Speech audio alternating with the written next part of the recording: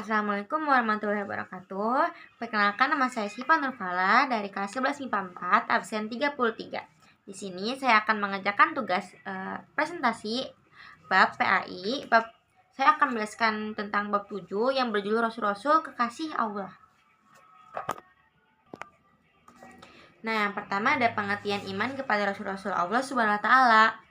Iman kepada Rasul berarti meyakini bahwa Rasul itu benar-benar utusan Allah Subhanahu wa Ta'ala.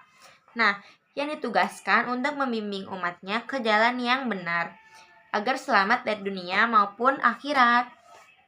Nah, Imam Ahmad meriwayatkan hadis dari Abi Dzar radhiyallahu anhu bahwa Rasulullah ketika ditanya tentang jumlah para nabi, beliau menjawab, jumlah para nabi itu adalah 124.000 nabi. Sedangkan jumlah Rasul itu 315. Sementara At-Tirmidzi meriwayatkan hadis dari Abi Dzar radhiyallahu anhu juga menjelaskan bahwa Rasulullah SAW menjawab, jumlah para nabi itu ada 124.000 nabi, sedangkan jumlah nabi yang mendapat gelar ulul azmi ada 5, yaitu Nabi Isa, Nabi Musa, Nabi Nuh, Nabi Muhammad, dan Nabi Ibrahim. Nah, mengimani Rasulullah SWT merupakan kewajiban hakiki bagi seorang muslim, karena merupakan bagian dari rukun iman yang tidak dapat ditinggalkan. Sebagai perwujudan iman tersebut, kita wajib menerima ajaran yang dibawa oleh Rasul-Rasul Allah SWT. Yang kedua ada sifat-sifat Rasulullah SWT. Nah, yang pertama ada sifat wajib. Sifat wajib artinya sifat yang pasti ada pada Rasul. Nah, yang tidak bisa disebut seorang Rasul itu jika tidak memiliki sifat ini. Di antaranya ada sidik, ada amanah, ada tabligh, dan ada fatonah. Yang pertama ada as-sidik, yaitu Rasul selalu benar. Apa yang dikatakan Nabi Ibrahim alaihissalam kepada bapaknya adalah perkataan yang benar. Apa yang disembah oleh bapaknya adalah sesuatu yang tidak memberi manfaat dan mudorot. Nah, peristiwa ini diabadikan pada Quran Surat Maryam ayat 41. Nah, selanjutnya ada amanah. Al-amanah yaitu Rasul dapat dipercaya. Di saat kaum Nabi Nuh alaihissalam mendustakan apa yang dibawa olehnya, Allah Subhanahu wa Ta'ala pun menegaskan bahwa Nuh alaihissalam adalah orang yang terpercaya atau orang yang amanah. Sebagai dalam Quran Surat Asy-Syura ayat 106 sampai 107. Yang ketiga adalah at-tabligh. At-tabligh yaitu Rasul selalu menyampaikan wahyu, tidak ada satupun ayat yang disembunyikan Nabi Muhammad SAW dan tidak disampaikan kepada umatnya.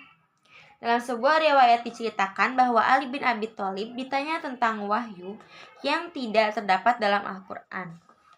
Ali pun menegaskan bahwa demi zat yang membelah biji dan melepas nafas, tiada yang disembunyikan kecuali pemahaman seseorang terhadap Al-Quran. Yang keempat atau yang terakhir ada fatonah. Al-fatonah yaitu Rasul memiliki kecerdasan yang tinggi. Ketika terjadi perselisihan antara kelompok kabilah di Mekah, setiap kelompok memaksakan kehendak untuk meletakkan Al-Hajar Al-Aswad atau batu hitam di atas Ka'bah Rasulullah SAW. Lalu menengani dengan cara semua kelompok yang bersengketa agar memegang ujung kain yang dibawanya. Kemudian Nabi meletakkan batu itu di tengah-tengahnya, dan mereka semua mengangkat hingga sampai di atas Ka'bah. Sungguh sangat cerdas Rasulullah SAW. Nah, yang kedua ada sifat mustahil. Sifat mustahil adalah sifat yang tidak mungkin ada pada Rasul. Sifat mustahil ini lawan dari sifat wajib. Sifat mustahil ini diantaranya ada kizib, kitman, balada, dan hianat. Nah, yang pertama ada al-kizib, yaitu mustahil atau bohong. Semua perkataan dan pembuatan Rasul tidak pernah bohong ataupun dusta. Yang kedua ada al-khianat. Al-khianat yaitu mustahil Rasul itu berkhianat. Semua yang diamanahkan kepadanya pasti dilaksanakan. Yang ketiga ada al-kitman. Al-kitman yaitu mustahil bagi Rasul menyembunyikan kebenaran. Setiap firman yang ia terima dari Allah Subhanahu wa taala pasti ia sampaikan kepada umatnya dengan sebenar-benarnya. Yang terakhir ada al-baladah. Al-baladah yaitu mustahil bagi Rasul itu bodoh. Meskipun Rasulullah SAW tidak bisa membaca dan menulis, tetapi ia pandai. Nah, yang ketiga ada sifat jaiz. Selain Rasul memiliki sifat wajib dan juga lawannya itu sifat mustahil, Rasul juga memiliki sifat jaiz. Akan tetapi sifat jaiz Rasul dengan sifat jaiz Allah sangat berbeda. Rasul memiliki sifat-sifat yang tidak terdapat pada selain Rasul, yaitu seperti berikut.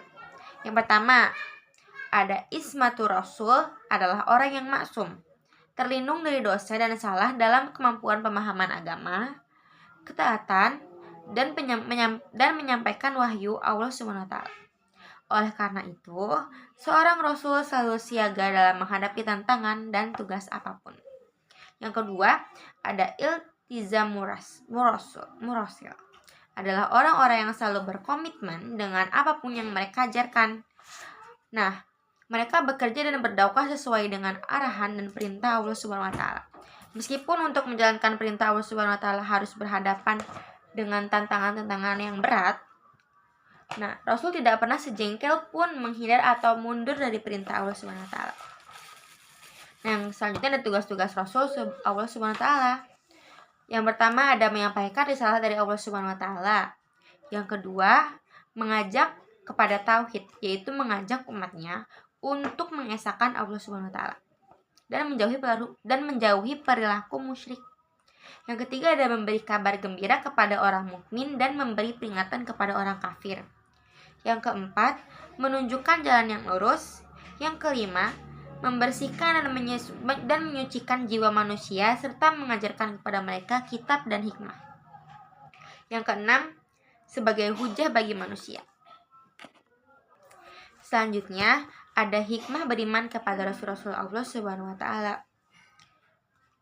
Pentingnya orang Islam beriman kepada Rasul bukan tanpa alasan, selain karena diperintahkan oleh Allah Subhanahu wa taala, juga ada manfaat dan hikmah.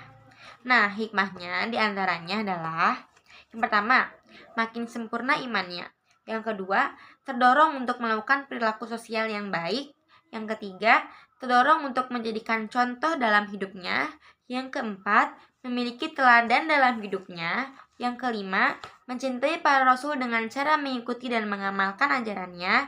Yang keenam, mengetahui hakikat dirinya bahwa ia diciptakan oleh Allah Subhanahu wa taala untuk mengabdi kepadanya. Nah, yang terakhir ada perilaku mulia yang dicerminkan oleh orang yang beriman kepada Rasul. Di antaranya adalah menjunjung tinggi risalah. Yang kedua, melaksanakan seruannya untuk beribadah hanya kepada Allah. Yang ketiga, giat dan rajin bekerja mencari rezeki yang halal sesuai dengan ketentuannya dan keahliannya. Yang keempat, selalu mengingat, memahami, dan berperilaku sesuai dengan tuntunan Rasulullah SAW. Yang kelima, melakukan usaha-usaha agar kualitas hidupnya meningkat ke derajat yang lebih tinggi. Yang keenam, terus berdakwah agar ajaran yang dibawa Rasul tidak simak. Sekian penjelasan materi dari saya. Semoga materinya bisa bermanfaat dan bisa didengarkan dengan baik. Kurang lebihnya mohon maaf. Wassalamualaikum warahmatullahi wabarakatuh.